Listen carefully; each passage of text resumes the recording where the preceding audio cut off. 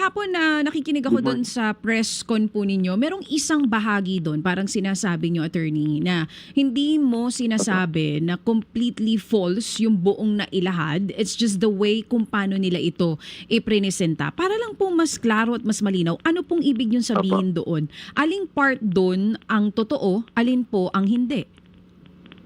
Opo. Actually, wala tayong sinasabing false sa kahit anong numero, no, na pinesent nila doon. I think ang dapat nating maklaro is yung the manner by which they presented the matters and the manner by which they reached those numbers. No, ano pong ibig sabihin nun? Yun kasing mga numero, siguro aminin natin, talagang nakakagulat po talaga diba? Dahil nasa mga billions po yan. Pero the way po kasi that AMLAC does, as far as I know, no, the way that the AMLAC, kasi transactional sila, transactions ang binibilang nila dyan. So ang nangyari po dyan is yung transactions ng isang tao, for example, in this case, the Vice President, over a span of 18 years or 19 years, ina-add po nila lahat yan. So, ibig sabihin, lahat ng iyong nagawang withdrawal, lahat ng pumasok na pera o deposit sa bangko mo, lahat ng fund transfer, whether to another bank account or to an account that you to another account that you also own, lahat po kasi yan ina-add lang yan. Bali simple addition lang po ng lahat ng naging transactions. That's why ang posisyon po natin ay hindi po accurate yan. Well, if you add all the transactions, it doesn't show you really kung magkano po yung talagang pera na nasa account ng Vice Presidente. Kasi nga po, ina-add lang natin over the years lahat ng withdrawals, lahat ng deposits, lahat ng fund transfers. So, siguro to simplify, kasi baka malabuan pa rin po aking mga kababayan. For example po, meron po akong 2,000 pesos na dineposit ko po sa account ko.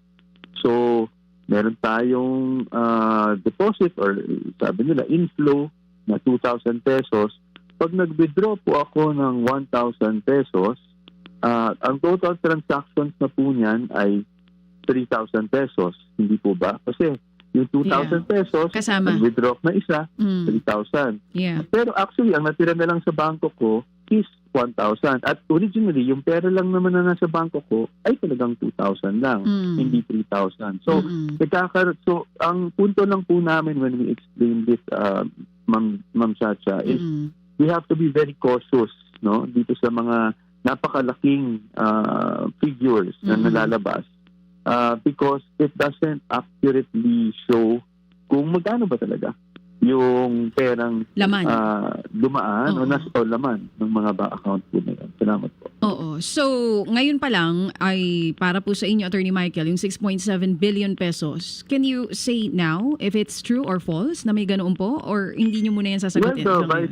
the Vice President po denies ever having 6 billion or even anything close to that number at any point in time in her account.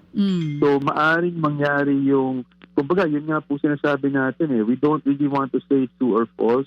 Ang sinasabi natin at any time, hindi siya nagkaroon ng ganun kakaling pera. Ang sinasabi natin is over a span of 18-19 years, sa mga transactions niya, maaring nag-add up to that amount. But it doesn't mean that at any point in time, nagkaroon siya ng ganung kalaking pera o kahit anything close to that po. No? So, yun po yung point natin.